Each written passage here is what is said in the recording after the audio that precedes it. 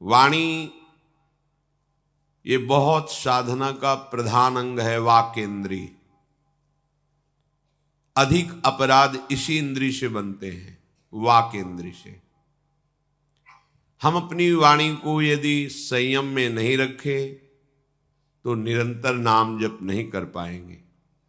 हम अपनी वाणी से यदि प्रपंच वार्ता करेंगे तो नाम में रुचि नहीं होगी, प्रभु की लीला में प्रीति नहीं होगी, प्रभु पराये से लगेंगे, होंगे कोई प्रियालाल, ऐसा अनुभव होगा आपको। यदि हम वाणी से किसी की निंदा करेंगे तो सारे सुकृत भस्म हो जाएंगे। पुण्यों को नाश करने का ये सबसे बड़ा कार्य करती है वाक् इंद्री। व्यर्थ में किसी की निंदा करके अपने पुण्यों का नाश करा देती है। वाणी का बहुत बड़ा योगदान है भगवत प्राप्ति में, इसीलिए प्रायः परमहंस महापुरुष मूक हो जाते हैं, वाणी होते हुए भी से मौन में स्थित कर देते हैं। अपने को भी चाहिए, श्री ध्रुवदास जी कह रहे, ताते मौन गहनो उचित है, मौन के द्वारा वाणी का संयमन करें। बहुत जल्दी सुकृत नष्ट होते हैं। सुकृत कमाना बहुत कठिन है, गंवाने में 1 मिनट लगता है। एक बार महाराज ययाति, जो भगवान श्री कृष्ण के पूर्वज कहलाने का सौभाग्य प्राप्त किए, अपने पुण्य बल से स्वर्ग के विविध लोकों में स्वर्ग सुख भोग रहे थे। बहुत काल व्यतीत हुआ। महाभारत की कथा है, भगवान व्यास देव जी ने रचना की है। भगवान व्यास देव जी जो खुली आंख से देख रहे हैं वही लिखा है। एक भी शब्द, एक भी बात कल्पना करके नहीं लिखा। जो सब देख रहे हैं, त्रिकालदर्शी भगवद अवतार श्री कृष्ण द्वैपायन भगवान व्यास देव जी। महाराज ययाति बहुत काल तक विविध पुण्य लोकों का सुख भोगते हुए विराजमान है। देवराज की सभा में ये बैठक बैठे कि इनके तो इतने अपार पुण्य हैं कि छीण ही नहीं हो रहे।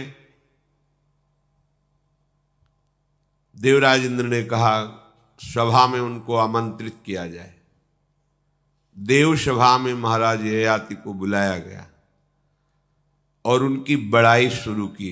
देवराज इंद्र ने चतुरता देखना और बचना अपने भजन को बचाने के लिए ये सूत्र अपने हृदय में बैठा लिए। जब कोई तुम्हारी बड़ाई करे तो समझ लो छल करके ये हमें भ्रष्ट करना चाहता है।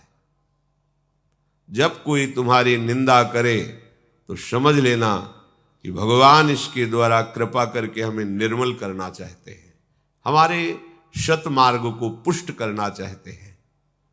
पर यह बात सबकी समझ में नहीं आती। सबको प्रशंसा अच्छी लगती है और निंदा बुरी लगती है। वो सब संसार के भाव वाले होते हैं। जो भगवत मार्ग का पथिक है वो सम मान निरादर आदर है। आदर हो या निरादर हो कोई फर्क नहीं, वो अपने मार्ग में चलता है। महाराज ययाति को बड़ा अच्छा लगने लगा कि देवराज इंद्र की त्रिभुवनपति की सभा में हमारा यशगान हो रहा है। स्वयं देवराज गान कर रहे, महाराज आपके तो सुकृत, आपने ऐसा ऐसा।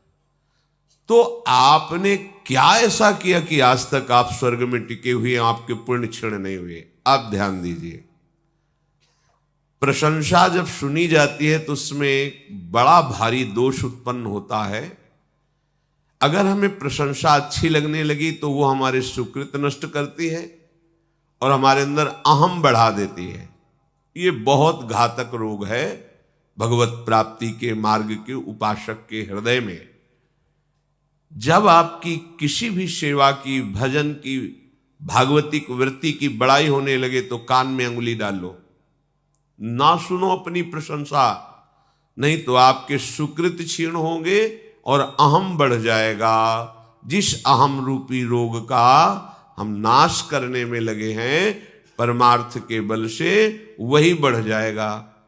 जिसका देहाभिमान गलित हुआ है, मन एकाग्र है, किसी नवीन विषय के भोगने की इच्छा नहीं है, वो ब्रह्म प्राप्त हो रहा है। शब्द याद कीजिए, देहाभिमान गलित हो रहा है, किसी भी नवीन विषय के भोगने की इच्छा नहीं, मन लक्ष्य पर एकाग्र है, वो भगवत प्राप्त हो रहा है, वो जीवन मुक्त की भूमिका पर पहुंच रहा है।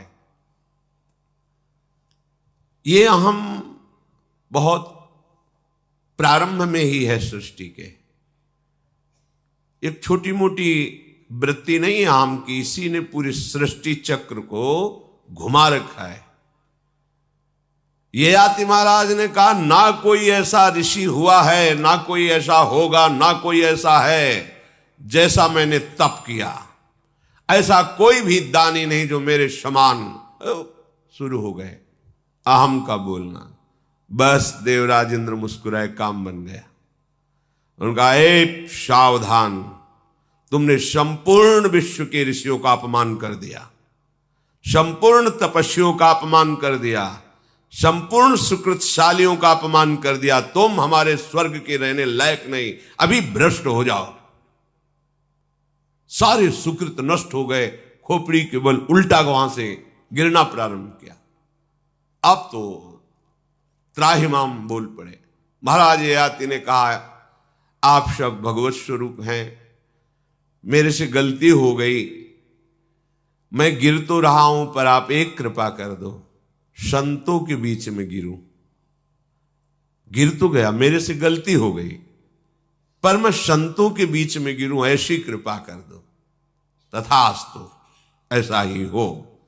आकाश मार्ग से सीधे खोपड़ी के बल आ रहे थे। ये महाराज शिवी आदि बड़े बड़े भगवत समर्पित राजसी बैठ करके भगवत वार्ता कर रहे थे, तो देखा कोई स्वर्ग से तेजोमय विमान से उल्टा गिराया जा रहा है। जे ही नजदीक आए तो मैं अपने भजन और साधना का जो भी फल है इस तेजस्वी महापुरुष को अर्पित करता हूं, ये भूमि पर न गिरने पावे, वहीं रुक जाए। रुक गए, सबने अपने अपने सुकृत दे दिए, वो नीचे नहीं आ पाए, पुनः स्वर्ग पहुंच गए। दैन्यता, पश्चाताप, ये ऊंचाई पर चढ़ाता है। अभिमान, गर्व, प्रशंसा सुन करके ये आपका पतन करता है। और ये बात केवल वाणी से हुई। महाराज ययाति से कोई अपराध शारीरिक नहीं किया, वाणी से बोल गए ऐसा। आप उपासक हो, वाणी को संभालिए।